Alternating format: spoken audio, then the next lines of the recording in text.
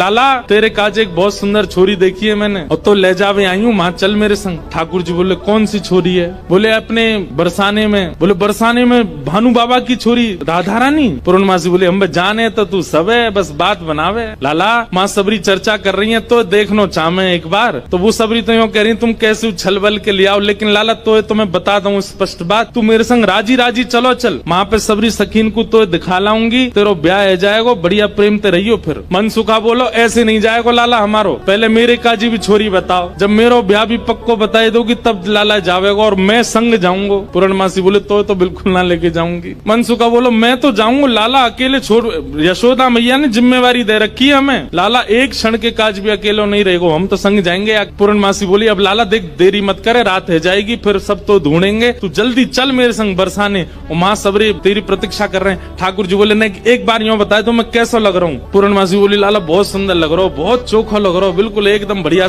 अभी गैया चरा रहे हैं, गोबर लगाए जगह जगह पे, लेकिन फिर भी पूर्णमासी कह रही बहुत बढ़िया लग रहा हो लाला, ऐसी चलो चल। मनसुखा बोलो हम बता दे हम कैसे लग रहे हैं? तू तो ऐसा लग रहा हो कोई बंदर नहा के आयो हो, बाकी सबरे बाल चिपक जाए। मनसुखा बोलो तुम मुझे ज्यादा ना बोल रही, यूँ ना पता कि लाला अगर मैं इशारो कर दूंगा तो जावेगो नहीं बरसाने की ओर। पूर्णमासी बोली तू कर दे इशारो एक बार याकू। मनसुखा बोलो लाला तू बरसानो नहीं जाएगो। पूर्णमासी बोली लाला संध्या हरी जल्दी चल, सोई ठाकुर जी चल दिए। मनसुखा बोलो लाला तेने बढ़िया हमारी यारी नभाई है, हम एक बार हमारी बात मान जा तो रुक जा तो ने। बोले अरे ब्याह के काज में 6 महीना ते इंतजार कर रहा हूँ, जैसे तैसे हेरो तो है ना देगो, तेरी बात बाद में मान लूंगा मैं, अभी जान दे। मनसुखा बोलो मैं भी चलूंगा। खूब पूर्णमासी ने मना करी, लेकिन मनसुखा बोलो मेरे बिना नहीं जाएगा, मैं चलूंगा। मनसुखा भी गयो। मनसुखा रास्ता में बोलो कैसो दिन आ गए हो भैया, बता दुल्हा पैदल पैदल जा रहा है, अरे कोई बैलगाड़ी तो मंगा ले, कोई घोड़ा तो मंगा ले, कोई ऊंट तो मंगा ले। पूर्णमासी बोली तुम जैसे इनके ब्याह है रहे यही बहुत बड़ी बात है, पैदल ही चल दो। बोले देख मैं तो पैदल चलूंगा, लेकिन लाला पैदल इतना दूर बरसानो पैदल थोड़ी जाएगा, या के काजे अब तेरे काजे ऊंट कहाँ ते लाऊं मैं, तेरे काजे घोड़ी कहाँ ते लाऊं मैं? मनसुखा बोलो वैसे जरूरत तो ना है, तुम नेक और झुक जाओ तो तुम ही काफी हो, तुम पे बैठ जाएगा। ब्रज में सबको सुख मिलता है ठाकुर जी के साथ। पूर्णमासी नेक और झुक गई, ठाकुर जी अपने कंधा पे बैठा लिए, दोनों तरफ पैर लटका करके ठाकुर जी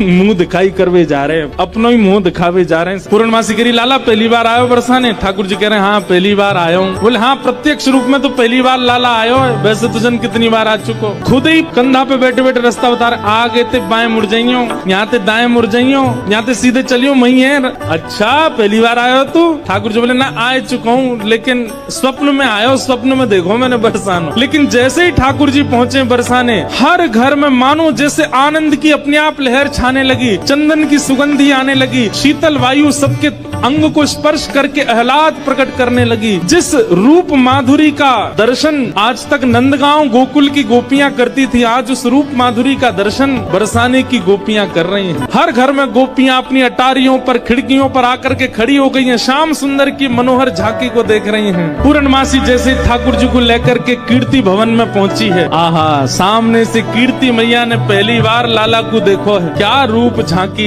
क्या ठाकुर जी के सुंदर नेत्र, क्या ठाकुर जी की छवि। कीर्ति मैया को इतने भागे, मन तो हुआ कि अभी गोद से उतारूं, अभी भामर पड़वा के ब्याह कर दूं लाली को।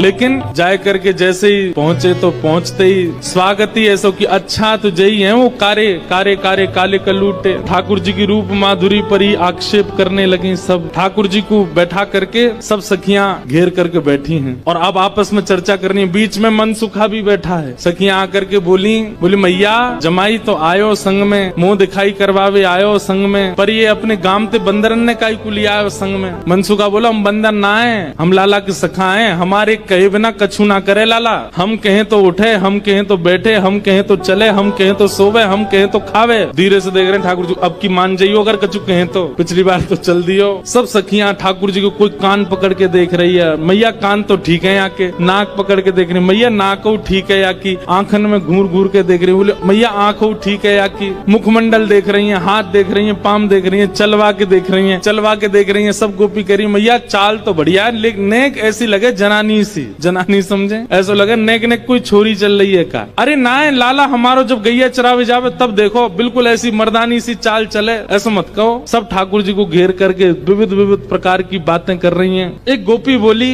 लाला तुम बाकी सब चीजन में तो ठीक हो, लेकिन फिर चोरी काय को करो? ठाकुर जी बोले हम चोरी ना करें, ये सबरे ब्रजवासी मक्खन निकालें, दूध घी दही सब इकट्ठो करें और कंस को जाकर के दया में, तो कंस के यहाँ जावे से रोकें, वहां हमारे चोरी करें। और मक्खन की चोरी, दूध की चोरी, दही की कोई चोरी है? चोरी तो आभूषण की होयो करे। तभी एक गोपी बोली, हमने तो ये भी सुनी है कि तुमने किशोरी जी की मुंदरी चुरा ली एक बार। ठाकुर जी बोले, अरे ये तुम्हारे घर से जो मलाई दूध आदि सब खाए ना, ये गोपीन के घर से चोरी नहीं भैया, उनके जप तप को फल मिला उन्हें कि मैं उनके यहाँ चोरी करवे आया हूँ। मैं तो यहाँ ब्रज में जन्मा हूँ। मुंदरी जो हमने चुराई वो तेरे पति की नहीं, तो तू मत बोले हमते कि कौन की चुराई कौन की नहीं चुराई। हम दोनों एक हैं, तुम कहा जानोगी यह बात? अरे तू हमते का पूछ रही है? ये श्यामाजू तो नित्य हमारी है, ये सदीनते हमारी है। इनके संबंध में इतनी जांच पड़ताल और पूछ तूछ तुम कर रही हो, अरे ये तो सदाते हमारी है, या मैं पूछने की कहा बात है? सब सखी बोली, हे कीर्ति मैया, जमाई तुम्हारो सर्वगुण संपन्न है, बोलवे में हूँ आगे,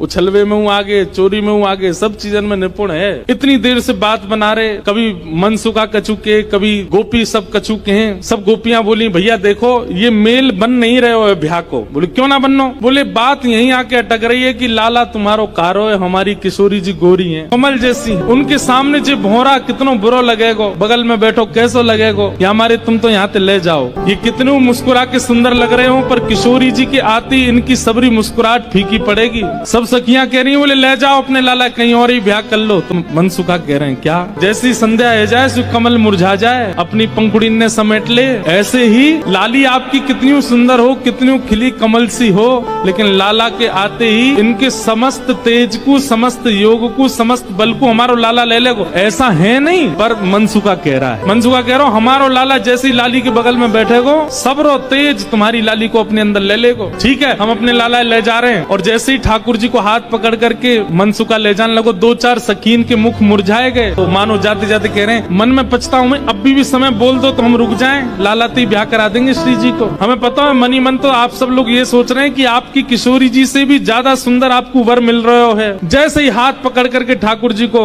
मनसुखा ले जाने लगो बरसाने थे, इतने में ही सखी गई और भीतर से किशोरी जी को लेकर के आई। मनसुखा कह रहा हूँ मेरो लाला मेरी बात माने, अब मैं कह रहा हूँ चल लाला देख मेरे संग नंदगाम जा रहा है। ठाकुर जी जा तो रहे थे मनसुखा के संग, लेकिन जैसी किशोरी जी आती दिखी, ठाकुर जी तो वहीं स्तब्ध दे गए। मनसुखा खींच तो ही जा रहा हो, ठाकुर जी हिल नहीं रहे, वहां से सामने देख रहे। लाला कहा वे कौन को देख रहे हो? ठाकुर जी तो दूर से ही बलैया लेने लगे, तरण तोड़न लगे किशोरी जी को देख करके। किशोरी जी को देख करके ठाकुर जी तो मुस्कुराने लगे और वहीं स्तब्ध है गए। किशोरी जी देख के ठाकुर जी रुक गए। सब सखियां बोली, हाँ मनसुखा ले जा लाला, नंदगाम ले जा, चल रे लाला चल मेरे संग। ठाकुर जी बोले तू चलो जा, मैं तो ना जा रहा हूँ, मैं तो यहीं रहूंगा, श्री जी के सन्मुख ही विराजूंगा मैं। मनसुखा बोलो लाला आज तेने मेरी 2 बार नाक कटवाई है, एक तो तेने पूर्णमासी के सामने कटवाई, दूसरी अब सकीन के सामने कटवाई दे। बोले तेरी तो नाक कटेगी, मैं संग चलोगो, मेरो तो संबंधी कट जाएगो, तेरो ब्याह ना है, तू तो चाहे कि मेरो नहीं हो, मैं तो करके आऊंगा ब्याह, तू चलो जा। और वहीं किशोरी जी जैसे ही आई हैं, आहा, सेज पर ले जाकर के किशोरी जी को बिठाया, सुंदर सिंहासन पर किशोरी जी बैठी हैं। और तभी ठाकुर जी बगल में आकर के बैठे। जैसे ही ठाकुर जी आकर के बैठे, सब बरसाने की सखियां, गोपियां, कीर्ति मैया सब नजर उतारने लगी, आरती करने लगी। आहा,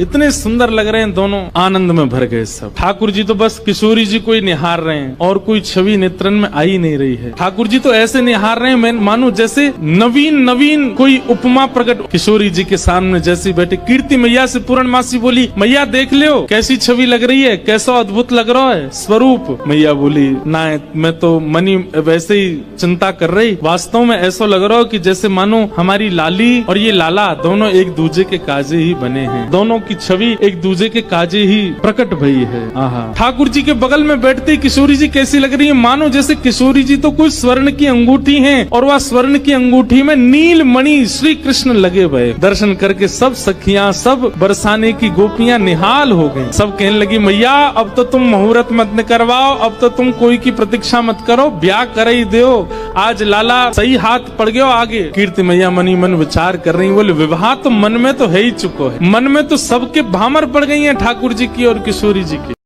ठाकुर जी ने तुरंत अपने गले की माला उतारी और उतार करके किशोरी जी के गले में डाल दी। सब सखियां खड़ी देखती रही, ठाकुर जी वरमाला कर गए किशोरी जी को। ठाकुर जी देखे सुबेरे ते है गई हमें आए भय, कभी हमारे रूप की परीक्षा, कभी हमारे गुण की परीक्षा, कभी हमारे नाम की परीक्षा, तो परीक्षा ही करते रहेंगे, हमारा ब्याह तो कराएंगे नहीं। ठाकुर जी ने अपने गले की माला उतार के चुप किशोरी जी के गले में डाली और वहां से तुरंत भाज गए नंदगाम। बोले नंद के लाला की